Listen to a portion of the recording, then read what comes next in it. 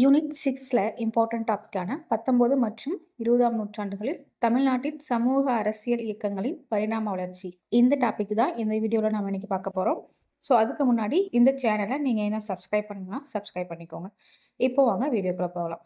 19 மற்றும் 20ஆம் நூற்றாண்டை பொறுத்த வரைக்கும் சமூகம் மற்றும் அரசியல் சார்ந்த இயக்கங்கள் உருவாக ஆரம்பிச்சிருக்கும். அதுக்கான காரணம் என்னன்னா, ஆங்கிலேயர்களோட மேற்கத்திய கல்வியின் அறிமுகத்தால படித்த நடுத்தர வர்க்கங்கள் உருவாகி இருப்பாங்க. இவங்க சமுதாயத்துல மாற்றங்களை ஏற்படுத்த முயற்சிகளும் மேற்கொண்டிருப்பாங்க. அதனால சில இயக்கங்களும் தோன்றியிருக்கும். முதல்ல ஆரம்ப கட்ட இயக்கங்கள்லாம் இந்து மதத்தை ரிவைவல் பண்ண இயக்கங்களாக தான் ஆரம்பிச்சிருக்கும். அதுக்கப்புறம் அது சமய சார்பற்றதாகவும் அரசியல் இயக்கங்களாகவும் மாற்றப்பட்டிருக்கும். இந்த தலைப்பில் நம்ம மொத்தம் 3 டாபிக் பார்க்க போகிறோம். முதல்ல தமிழ் மறுமலர்ச்சி, அப்புறம் சமூக இயக்கங்கள், அப்புறம் அரசியல் இயக்கங்கள். ஏன்னா படித்த நடுத்தர வர்க்கங்கள் வர வர தமிழ்நாட்டில் பிராமணர்கள் ஆதிக்கமும் சமஸ்கிருத ஆதிக்கமும் மேலோங்கி இருக்கிறத பார்த்துருப்பாங்க. அதனால இவங்க தமிழில் திரும்ப ரிவைவ் பண்ண ஆரம்பிச்சிருப்பாங்க. இதில் முக்கியமாக பார்த்தோன்னா வெளிநாட்டவங்களோட பங்கு அதிகமாக இருக்கும். ஓகேவா? இந்த டாப்பிக்கில் என்னென்ன பார்க்க போகிறோம்னா, தமிழ் மறுமலர்ச்சியில் வெளிநாட்டு பதிப்பாளர்கள், தமிழ் பதிப்பாளர்கள், அப்புறம் தனித்தமிழ் இயக்கம். அதாவது சமஸ்கிருதமும் வடமொழி கலப்பு இல்லாமல் தூய தமிழ் மொழியை மட்டும் பயன்படுத்தணும் அப்படின்னு முன் வச்ச முன்னோடிகளை பற்றி பார்க்க போகிறோம். ஓகேவா? அடுத்து சமூக இயக்கங்களை பொறுத்த வரைக்கும் ஐயா வைகுண்டர், ராமலிங்க அடிகள், அயோத்திதாச பண்டிதர் இவங்களை பற்றி பார்க்க போகிறோம். அரசியல் இயக்கங்கள் பொறுத்த வரைக்கும் ஒடுக்கப்பட்டோர் இயக்கம் மற்றும் தொழிலாளர் இயக்கம் இதை சார்ந்தவங்களை பார்க்க போகிறோம். ஓகேவா?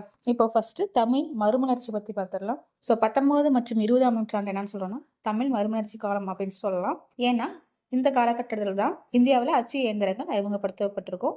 அது மட்டும் இல்லாமல் சமஸ்கிருதம் மற்றும் வடமொழி தவிர திராவிட மொழிகள் மீதும் மொழியியல் ஆய்வுகள் மேற்கொள்ளப்பட்டிருக்கும். அண்ட் அச்சு தொழில்நுட்பம் இந்தியாவுக்கு வந்ததும் தொடக்க காலத்தில் அது சமயம் சார்ந்த நூல்களுக்கு மட்டும்தான் அச்சில் ஏற்றப்பட்டிருக்கும்.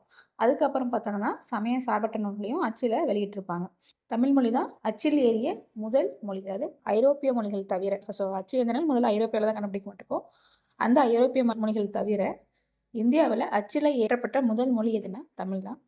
முதல்ல 1578 தம்பிரான் வணக்கம் அப்படின்ற நூல் கோவாவில் வெளியிடப்பட்டிருக்கும். அப்புறம் 1812 பார்த்தீங்கன்னா திருக்குறளையும் அச்சில் ஏற்றி வெளியிடுவாங்க. அண்ட் இதில் முக்கிய பங்கு யாருக்கெல்லாம் இருக்குன்னா, வெளிநாட்டு பதிப்பாளர்களோட பங்கு மிக மிக முக்கியமானது. அதில் முதன்மையானவர் சீகன் பால்கு. இவர் பார்த்தீங்கன்னா ஜெர்மனியிலேருந்து வந்த சமய பரப்பாளர். ஆனால் டேனிஷ் கிழக்கிந்திய கம்பெனி இருக்கு இல்லையா, அதன் சார்பாக தான் இந்தியாவுக்கு வருவார். தரங்கம்பாடியில் முதல் அச்சு ஆலையை இவர் தான் உருவாக்குவார். 1708 பைபிளை தமிழில் மொழியாக்கம் பண்ணி புதிய ஏற்பாடு அப்படின்னு வெளியிடுவார். அண்ட் அடுத்தது ஜினாலஜி ஆஃப் மலபார் காட்ஸ், அதாவது சிறுதெய்வ வழிபாடு இருக்கு இல்லையா, தமிழ்நாட்டில் இருக்க சிறுதெய்வ வழிபாட்டை பற்றி ஒரு புக்கையும் வெளியிடுவார். ஓகே.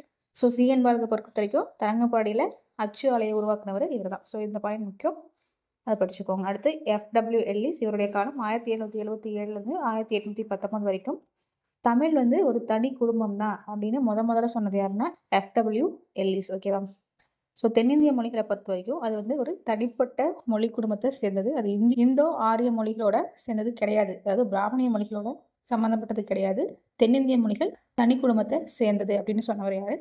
FW Ellis. இவர் பார்த்தோன்னா 1816 புனித ஜார்ஜ் கோட்டையை சென்னையில் நிறுவறாரு. ஓகேவா? அடுத்து ராபர்ட் கால்வெல், இவருடைய காலம் 1814 1891 வரைக்கும். இவர் பார்த்தோன்னா இங்கிலாந்தை சேர்ந்தவர். திருநெல்வேலியில் இடையன்குடி அப்படின்ற இடத்துல தங்குவார். ஸோ பார்த்தா திருநெல்வேலி வரலாறுன்ற புக்கை எழுதினவரும் இவர் தான். பொதுத்தமிழ் படிக்கும் போது இவரை பற்றி நிறையா படிப்போம். இதில் இந்த டாபிக் ஏற்றது மட்டும் படித்தா போதும். 1856 தென்னிந்திய மொழிகளின் ஒப்பிலக்கணம் அப்படின்ற நூலை வெளியிடுறாரு.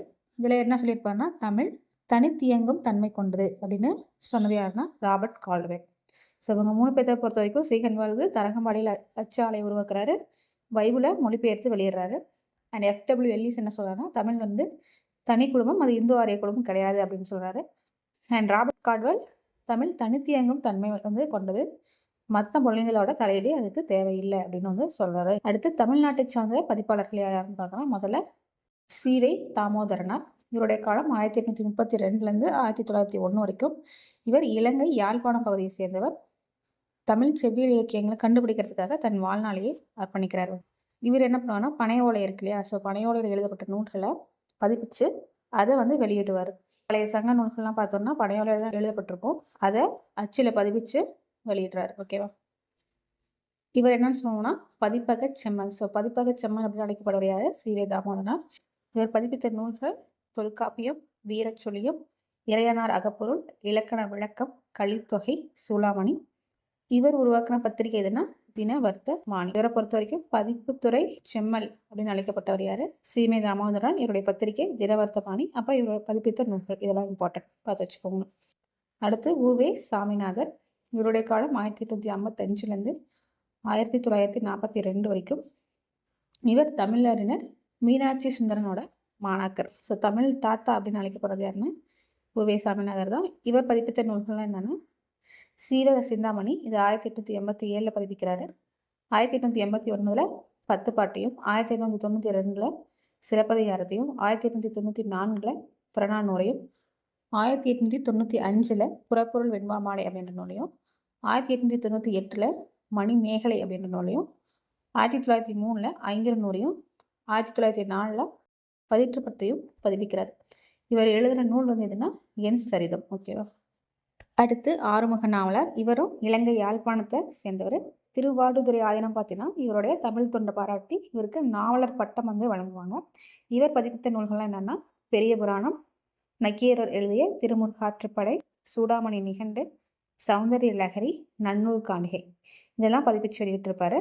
அண்ட் தமிழ் தேசிய வளர்ச்சிக்கு காரணகர்த்தா அப்படின்னு யார் சொல்லுவோம்னா ஆறுமுக நாவலர் தான் சொல்லுவோம். பதிப்புத்துறை முன்னோடி யாருன்னா ஆறுமுக நாவலர். இதே பதிப்பக செம்மல் இருந்து யாரு? சீவை தாமோதரனா. பதிப்புத்துறை முன்னோடி ஆறுமுக நாவலர். தேப்போ மீனாட்சி சுந்தரனார் இவரை பற்றி என்ன சொல்லியிருப்பாருன்னா தற்கால இலக்கிய உரைநடையின் தந்தை அப்படின்னு இவரை புகழ்ந்திருப்பாரு. கோவில்களில் பஞ்சபுராணம் வந்து பாடியிருப்பார். ஓகேவா. ஸோ இவர் தான் ஆறுமுக நாவலர் பற்றி. இதை பொறுத்த வரைக்கும் தமிழ் தேசிய வளர்ச்சிக்கு காரணகர்த்தா யாருன்னா ஆறுமுக நாவலர். தற்கால இலக்கிய உரைநடையின் தந்தை என அழைக்கப்படுபவர் ஆறுமுக நாவலர். ஸோ இது ரெண்டும் இம்பார்ட்டன்ட் பாயிண்ட்ஸ். அடுத்து கோபாலகிருஷ்ண பாரதி. இவர் நாகையில் நரிமன் அப்படின்ற ஊரில் பிறக்கிறாரு. இவர் பார்த்தீங்கன்னா நந்தனார் சரித்திரம் அப்படின்ற நூலை வந்து எழுதுறாரு. இது வந்து ஒரு இசை நாடக நூல், அதாவது கீர்த்தனை வடிவத்தில் வந்து எழுதியிருப்பாரு. ஒடுக்கப்பட்ட மக்களோட அவல நிலை பற்றி இந்த நந்தனார் சரித்திரத்தில் சொல்லியிருப்பார். ஓகேவா. ஸோ இவரை பொறுத்த வரைக்கும் ஒரே ஒரு பாயிண்ட்னா நந்தனார் சரித்திரம் அப்படின்ற இசை நாடகத்தை எழுதியவர் யாருன்னா கோபாலகிருஷ்ண பாரதி. அடுத்து வேதநாயகம் பிள்ளை. ஸோ மையூரம் வேதநாயகம் பிள்ளை அப்படின்னு வந்து அழைக்கப்படுபவர் தான். இவர் திருச்சியில் கொளத்தூர் அப்படின்ற இடத்துல பிறக்கிறாரு. ஃபஸ்ட்டு ஆவண காப்பாளராக பணிபுரிகிறாரு. அதுக்கப்புறம் மையூரத்தில் முன்சிப்பாக வேலை செய்கிறாரு. தமிழோட முதல் புதினமான பிரதாப முதலியார் சரித்திரத்தை எழுதியது யாருன்னா வேதநாயகம் பிள்ளை தான். இது வந்து ஒரு நகைச்சுவை புதினம். இதில் பெண் விடுதலை மற்றும் பெண் கல்வியின் முக்கியத்துவத்தை பற்றி வலியுறுத்தியிருப்பாரு. அண்ட் சித்தாந்த சங்கிரகம் அப்படின்னு நீதிமன்ற தீர்ப்புகளையும் தொகுத்து ஒரு நூலை வெளியிட்டிருப்பாரு. இதுதான் முதல் சட்ட நீதி தமிழ் நூல். ஓகேவா. தமிழ் எழுதப்பட்ட முதல் சட்ட நீதி நூல் வந்து சித்தாந்த சங்கிரகம். அது மட்டும் இல்லாமல் நீதி நூல், பெண்மதி மாலை அப்படின்ற நூல்களையும் எழுதியிருப்பாரு.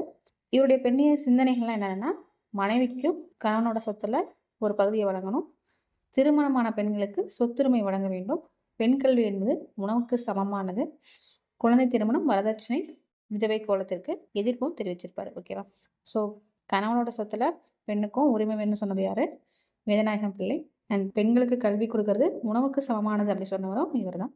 இவரை பொறுத்த வரைக்கும் தமிழின் முதல் புதினமான பிரதாப முதலியார் சரித்திரத்தை எழுதின ஒரு 2 கொஸ்டின் கேட்டிருக்காங்க. இது இம்பார்ட்டன்ட் பாயிண்ட். அண்ட் நீதி நூல், பெண்மதி மாலை இந்த புக்கை யார் எழுதுனதுன்னு கேட்டிருக்காங்க. ஓகேவா. ஸோ இந்த 2 பாயிண்ட்டும் நல்லா ஞாபகம் வச்சுக்கோங்க. அடுத்து ஆபிரகாம் பண்டிதர்.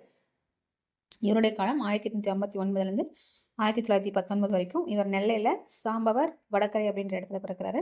இவர் ஒரு தமிழ் இசை அறிஞர் மற்றும் சித்த மருத்துவர். கர்நாடக இசை வந்து தமிழ் இசை அப்படின்னு சொன்னவர் யாருன்னா ஆபிரகாம் பண்டிதர் தான். இவர் வந்து என்ன பண்ணுவோம்னா சிலப்பதிகாரத்தில் இருக்க இசை குறிப்புகள்லாம் ஆராய்ச்சி அதன் அடிப்படையில் தான் கர்நாடக இசை வந்து அமைஞ்சிருக்கு. அதனால் கர்நாடக இசைன்றது தமிழ் இசை தான் அப்படின்னு சொல்லியிருப்பார். இவர் எழுதிய நூல்கள் பார்த்தோன்னா நன்முறை காட்டும் நன்னெறி, கருணாமிர்த சாகரம். ஸோ இந்த கருணாமிர்த சாகரம் அப்படின்றது ஒரு இசை நூல். தற்கால தமிழ் இசை ஆராய்ச்சியோட அடிப்படையாக விளங்குறது இந்த கருணாமிர்த சாகரம் தான். கருணாமிர்தம் அப்படின்றது இவருடைய சித்த மருத்துவ ஆசிரியோட பெயர். ஸோ தன்னோட ஆசிரியோட பெயரையே நூலுக்கு வந்து வச்சிருப்பார். ஓகேவா. இந்த 1912 சங்கீத வித்யா மகாஜன சங்கம் அப்படின்றத தஞ்சாவூரில் வந்து தொடங்குறாரு. இசை நிகழ்ச்சியில் தமிழில் பாடல்கள் பாடப்படுவதை இந்த இயக்கம் வந்து ஊக்குவிச்சிருக்கும். ஓகேவா. இந்த 1943 முதல் அகில இந்திய இசை மாநாடை தஞ்சாவூரில் நடத்தியிருப்பாரு. தமிழ் இசையோட நிலை குறித்து விவாதிக்க இந்த மாநாடு வந்து ஏற்படுத்தப்பட்டிருக்கும். ஓகேவா. ஸோ இவரை பொறுத்த வரைக்கும் இம்பார்ட்டன்ட் பாயிண்ட்ஸ். தமிழ் இசை அறிஞர் என அழைக்கப்படுவர் வந்து ஆபிரகாம் பண்டிதர். கர்நாடக இசை தமிழ் இசை அப்படின்னு சொன்னவர் யாருன்னா இவர் தான். அண்ட் கருணாமிர்த சாகரம் அப்படின்ற இசை நூலை எழுதியவர் ஆபிரகாம் பண்டிதர். ஓகேவா. ஸோ இந்த 3 பாயிண்ட்டும் இம்பார்ட்டன்ட். அடுத்து தனித்தமிழ் இயக்க முன்னோடிகள்லாம் யார் யாருன்னு அப்படின்றத பார்த்துடலாம். ஸோ தனித்தமிழ் இயக்கம்னா எந்த மொழியோட கலப்பும் இல்லாமல் தூய தமிழ் வார்த்தைகளை மட்டும் யூஸ் பண்ணுறது தான் தனித்தமிழ். அதில் முன்னோடிகள் யாருன்னா பரிதிமாற் கலைஞரும் மறைமலை அடிகளாரும். ஃபர்ஸ்ட்டு பரிதிமாற் கலைஞர். இவருடைய காலம் 1870 1903 வரைக்கும் மதுரையில் விளாச்சேரி அப்படின்ற இடத்துல பிறக்கிறாரு. இவருடைய இயற்பெயர் சூரியநாராயண சாஸ்திரி. ஸோ சாஸ்திரி அப்படின்றது என்னது, ஒரு சமஸ்கிருத வார்த்தை. ஸோ அதனால என் பேரும் தமிழ்லேயே இருக்கிறேன்னு தன்னோட பேரை தூய தமிழில் பரிதிமாற் கலைஞர் அப்படின்னு மாற்றிக்கிறார். இவரை சீவை தாமோதரனார் திராவிட சாஸ்திரி அப்படின்னு வந்து அழைக்கிறார். ஓகேவா. இவர் சென்னை கிறித்துவ கல்லூரியில் தமிழ் பேராசிரியராக பணியில் இருக்கிறாரு. தமிழில் சமஸ்கிருதத்தோட செல்வாக்க நீக்க பாடுபட்டவர் யாருன்னா பரிதிமாற் கலைஞர். அது மட்டும் இல்லாமல் தமிழ் வந்து செம்மொழி, அது வந்து வட்டார மொழி கிடையாது அப்படின்னு சென்னை பல்கலைக்கழகத்துக்கு ஒரு கடிதமும் எழுதுறாரு. தமிழில் 14 வரிசையில அறிமுகப்படுத்தியவர் யாருன்னா பரிதிமாற் கலைஞர். இவர் பார்த்தீங்கன்னா மேற்கத்திய இலக்கியங்களால் ரொம்பவே ஈர்க்கப்பட்டிருப்பாரு. அந்த இலக்கியங்கள்லாம் 14 வரியில் அமைஞ்சிருக்கும். ஸோ அது மாதிரியே தமிழ்லையும் அறிமுகப்படுத்தணும்னு தமிழிலும் 14 வரிசையில் வந்து அறிமுகப்படுத்தியிருப்பாரு. நாடகவியலுக்கு நாடக இலக்கணம் வகுத்தவர் பரிதிமாற் கலைஞர். இவர் எழுதிய நூல் வந்து தமிழ் மொழியின் வரலாறு அப்படின்ற நூல் எழுதியிருப்பாரு. அண்ட் நாடகங்கள் பொறுத்த வரைக்கும் என்னென்ன நாடகங்களாக ஏற்றிருப்பாருன்னா பாவலர் விருந்து, மான விஜயம், கலாவதி, ரூபாவதி, இதெல்லாம் இவர் இயற்றிய நாடகங்கள். இவர் பதிப்பிச்ச புக்கில் என்னென்னா தனிப்பிரசுர தொகை, நழவெண்பா, கலிங்கத்து பதிரணி, இது 3ஐயும் பதிப்பிச்சு வெளியிட்டிருப்பாரு. பட் இவர் பார்த்தோன்னா ரொம்ப சின்ன வயசுலேயே, ஏதோ 33 வயசுலேயே இறந்திருப்பார். அதுக்கப்புறம் 2007 தமிழ்நாடு அரசு இவருக்கு ஒரு நினைவு சின்னமும் வச்சுருக்கோம். ஓகேவா. ஸோ இவரை பொறுத்த வரைக்கும் முக்கியமான பாயிண்ட், திராவிட சாஸ்திரி அப்படின்னு அழைக்கப்படுவர் பரிதிமாற் கலைஞர். இது யார் சொல்லியிருப்பாருன்னா சிவை தாமோதரனார். அண்ட் தமிழ் செம்மொழி வட்டார மொழி கிடையாதுன்னு சொன்னவர் இவர் தான். தமிழில் 14 வரி செய்யுளை அறிமுகப்படுத்தியவர் பரிதிமாற் கலைஞர். நாடகவியலுக்கு நாடக இலக்கணம் வகுத்தவர் யார் பரிதிமாற் கலைஞர். அண்ட் இவருடைய நாடகங்கள் மற்றும் பதிப்புகள் இதெல்லாம் பார்த்து வச்சுக்கோங்க. ஓகேவா. அடுத்து மறைமலை அடிகளார். இவருடைய காலம் 1876 1950 வரைக்கும். இவர் நாகையில் காலம்பாடி அப்படின்ற இடத்துல பிறக்கிறாரு. இவருடைய இயற்பெயர் வேதாச்சலம். தமிழ் ஆசிரியராக பணிபுரிகிறாரு. இந்தி மொழியோட அறிமுகம் தமிழை பாதிக்கும் அப்படின்னு சொன்னவர் யாருன்னா மறைமலை அடிகர். இவரோட செயல்பாடுகள் பிராமணியம் மற்றும் சமஸ்கிருத மரபுகளை எதிர்ப்பதாக தான் இருந்துச்சு. ஓகேவா. அண்ட் இவர் என்னன்னு சொல்கிறோன்னா தமிழ் மொழியில் தூய்மைவாத தந்தை, பிராமண அல்லாதோர் தமிழ் இயக்க தந்தை அப்படின்னு அழைக்கப்பட்டவர் யாருன்னா மறைமலை அடிகள். 1914 தனித்தமிழ் இயக்கம் அப்படின்ற இயக்கத்தை தொடங்குறாரு. தன்னோட மகளான நீலாம்பிகையோட சேர்ந்து இந்த தனித்தமிழ் இயக்கத்தை வந்து ஆரம்பிக்கிறாரு. ஸோ அதனால் இவர் என்ன சொல்ல போகிறோன்னா தனித்தமிழ் இயக்க தந்தை அப்படின்னு அழைக்கப்படுறார். இந்த இயக்கம் பார்த்தோம்னா தமிழ் பண்பாடு மற்றும் தமிழ்மொழி இலக்கியத்தின் மீது மிகப்பெரிய தாக்கத்தையும் ஏற்படுது. அண்ட் தன்னோட மகள் நீலாம்பிகையோட இணைஞ்சு தமிழ் அகராதி ஒன்றையும் வெளியிடுறாரு. அது மட்டும் இல்லாமல் மற்ற மொழிகளில் இருக்க சிலது எல்லாத்தையும் தமிழ் மொழியில் பெயர் மாற்றியும் தராரு. அதில் ஃபஸ்ட்டுன்னா ஞான சாகரம் அப்படின்ற பத்திரிகையை அறிவுக்கடல் அப்படின்னு பெயர் மாற்றம் பண்ணுறாரு. வள்ளலாரோட சமரச சன்மார்க்க சங்கத்தை பொதுநிலை கழகம் அப்படின்னு பெயர் மாற்றி வந்து கொடுக்குறாரு. இவர் ஏற்படுத்தின பத்திரிகை சித்தாந்த தீபிகா. இவர் வந்து ஒரு தீவிர சைவர், இருந்தாலும் ஒரு கடவுள் வழிபாட்டை வந்து வலியுறுத்துறாரு. அண்ட் சைவராக இருந்தாலும் பெரியாரோட சுயமரியாதை இயக்கத்துக்கும் ஆதரவு தான் தெரிவிக்கிறார். ஓகேவா. ஸோ அவ்வளோதான் மறைமலை அடிகள் பொறுத்த வரைக்கும். இவர் வந்து என்ன சொல்கிறோம், தமிழ் மொழியியல் தூய்மைவாத தந்தை, பிராமண அல்லாதோர் தமிழ் இயக்க தந்தை, தனித்தமிழ் இயக்க தந்தைன்னு அழைக்கப்படுறாரு மறைமலை அடிகள். தமிழ் அகராதியை வந்து வெளியேறாரு. ஞானசாகரத்துக்கு அறிவுக்கடல் அப்படின்ற பேரையும், சமரச சன்மார்க்க சங்கத்துக்கு பொதுநிலை கழகம் அப்படின்ற பேரையும் மாற்றித்தராரு. இவருடைய பத்திரிகை சித்தாந்த தீபிகா. இதெல்லாம் இம்பார்ட்டன்ட் பாயிண்ட்ஸ். ஸோ இந்த வீடியோவில் தமிழ் மறுமலர்ச்சி பற்றி பார்த்துட்டோம். அடுத்த வீடியோவில் சமூக மற்றும் அரசியல் இயக்கங்களோட பரிணாம வளர்ச்சி பற்றி பார்க்கலாம். இதோட பிடிஎஃபை கமெண்ட் பாக்ஸில் கொடுத்துருக்கேன், மறக்காமல் டவுன்லோட் பண்ணிக்கோங்க. And it's payable. அண்ட் இந்த வீடியோ உங்களுக்கு பிடிச்சிருந்தா மறக்காமல் கமெண்ட் அண்ட் சப்ஸ்கிரைப் பண்ணுங்கள். தேங்க்யூ.